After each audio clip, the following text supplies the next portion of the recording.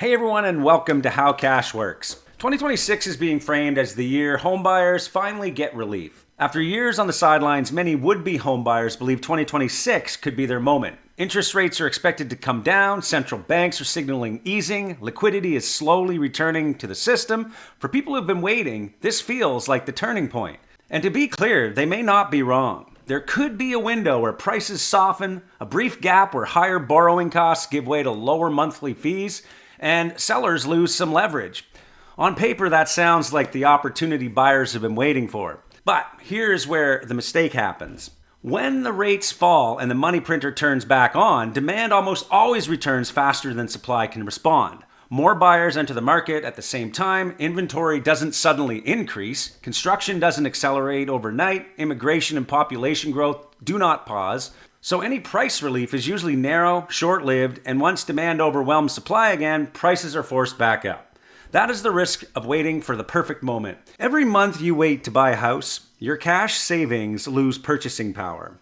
That's not opinion, that's reality.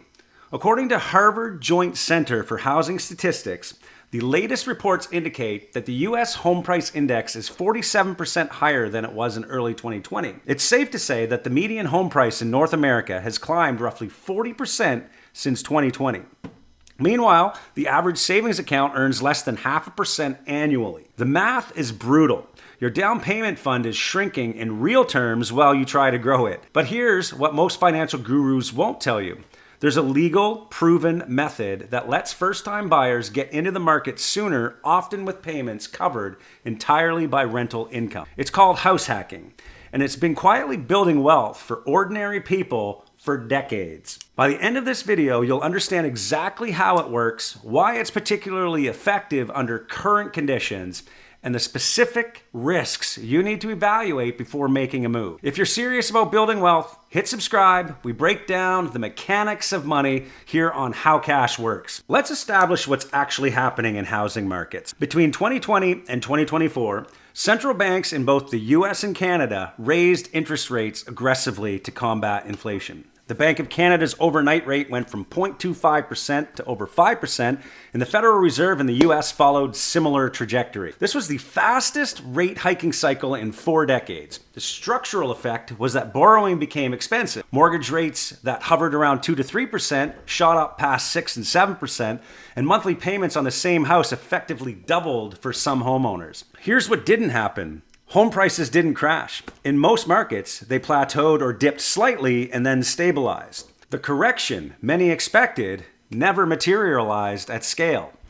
What this means is that the affordability crisis isn't cyclical. Your money buys less every year while homes keep climbing. If you're on the wrong side of that equation, it becomes a vicious cycle. Meanwhile, people who own assets like real estate, equities, businesses, they see their net growth rise alongside inflation. The gap between asset owners and savers isn't closing, it's accelerating. Waiting for the right time to buy a home can be a costly mistake. So the real question is, how do you move from the wrong side of this equation to the right one? House hacking is purchasing a property with an income-generating unit and using rental income to offset your mortgage. Some would argue it's one of the most effective ways for first-time buyers to enter the market, build equity, and hedge against inflation simultaneously. This works because it changes the math. You're not carrying the full housing cost anymore. Your primary residence stops being just an expense and starts contributing to your wealth. And the shift opens the door to ownership at income levels that would never qualify under the traditional model. In practice, here's what this looks like in a very simplified breakdown over a 5-year plan. 2 people buy their first home at the same time. Jordan versus Joe. Both with the same income, same $400,000 purchase price. Same down payment, which is $20,000. This leaves the mortgage at $380K. Let's say the monthly housing cost for each of them is $3,000 as a round number. That includes mortgages, taxes, insurance, and PMI in some markets. That's $36,000 per year. Over 5 years, Jordan pays about $180,000 towards housing and lives tenant-free.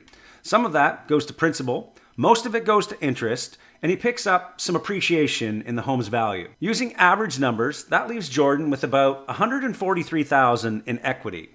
Now, let's look at Joe. Joe rented out his basement for an average of $14.75 per month over those 5 years. That already accounts for things like vacancies, rent increases, and extra costs.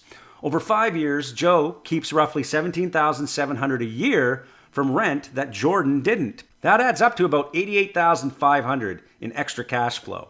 Same house, same mortgage. Joe ends up with roughly $143,000 in equity plus $88,500 in deployable capital.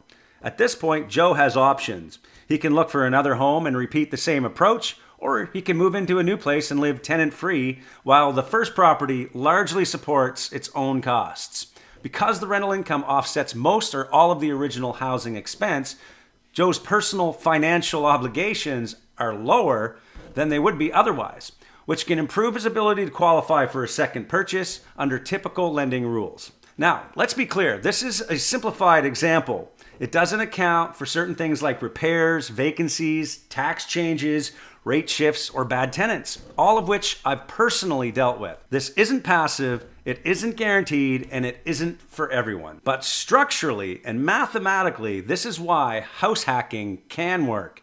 It lowers your cost of living, it speeds up savings, and it gives you multiple opportunities to compound rather than just one. You may also qualify for certain tax benefits. In the US, interest on a primary residence can be deductible.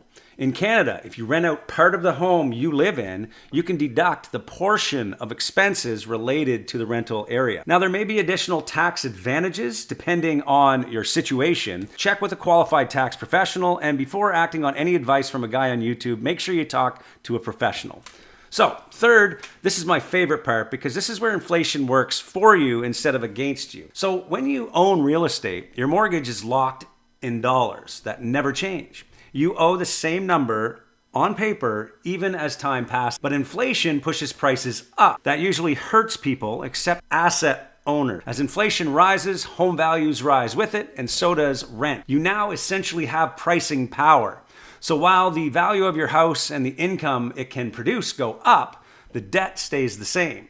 In real terms, that debt is getting smaller every year, not only from your tenants paying it down for you, but also its purchasing power is dropping every year by 2 to 4% due to inflation. Inflation is quietly shrinking what you owe while inflating what you own. And that's the exact opposite of cash. Cash just sits there while inflation eats its buying power. So let's finish with clear, actionable steps. Step 1, identify the right property and start with a realtor and focus on homes that already have a legal secondary suite or clear potential to add. This can include duplexes, homes with a basement apartment, or properties with garages or laneway access that allow an additional unit. Now, before making an offer, confirm zoning and bylaws with the municipality. Many cities have updated rules, and in recent years, they've allowed secondary suites where they weren't permitted before. Step 2, run the numbers first. Use our free house hacking calculator at How Cash Works to model how the investment could perform over time. It takes about a minute and it'll help you a lot. Research local rents using Facebook Marketplace or local listings. Be conservative. I assume rents 10 to 15% below asking, and factor in at least 1 month of vacancy per year. Step 3, you're going to secure the right financing. Talk to multiple lenders about owner-occupied or multi-unit financing. If renovations are needed, ask about the purchase plus improvement loans. In my case, I used a B lender because my credit wasn't great. The key was finding a lender that counted projected rental income towards qualification, which improved my ratios at the time. Step 4, make the unit rentable. If the unit is ready, income can start right away after closing. If work is required, budget carefully. Permits and safety requirements vary by area, and some upgrades can be mandatory. Step 5, screen tenants thoroughly. My biggest mistakes came from rushing this step. The right tenant makes this work. The wrong one can erase months of progress. Understand your local landlord-tenant laws, especially if you're living in the same building. Notify your insurance provider as well. Costs may increase slightly on insurance, and set aside part of the rent for maintenance and repairs and invest the rest. This isn't passive income, it's a business. And if you want more practical breakdowns like this, subscribe to the channel. Let's finish with the framework behind all of this. Inflation rewards people who own assets and quietly punishes people who only save. Housing policy across North America has created long-term undersupply, and owner-occupied financing gives individuals access to terms that large investors can't touch. And here's how we operated inside of it. We bought our first place with a half-finished basement, rolled renovation costs into the mortgage, and used rental income to offset the payments while we built equity. We didn't have perfect credit, perfect timing, or deep pockets, but that single decision, turning our housing cost into something productive, changed the trajectory of everything that came after. You don't need a perfect market or a perfect property. You need a strategy that works within the rules as they actually exist. So should you house hack in 2026? The honest answer is that this depends on whether you are trying to time the market or change your position inside of it. House hacking is not a bet that prices will crash. It's not a prediction that rates will fall perfectly. It's a strategy designed for exactly this kind of environment where affordability is tight, competition returns quickly, and waiting carries its own cost. If you can buy property where rental income meaningfully offsets your housing expense, the pressure to time the bottom disappears. You are no longer exposed to the market in the same way as someone carrying the full cost alone. Cash flow cushions mistakes, and rent adjusts with inflation, and time starts working for you instead of against you. That does not mean it's risk-free. You are taking on responsibility, you are managing tenants, and you are trading some lifestyle comfort for financial leverage. And that trade-off matters. But structurally, in a world where inflation favors asset owners and punishes savers, house hacking can be one of the few ways first-time buyers step onto the right side of the equation without needing perfect timing. You do not need the market to cooperate. You need the numbers to work. And that is how cash works.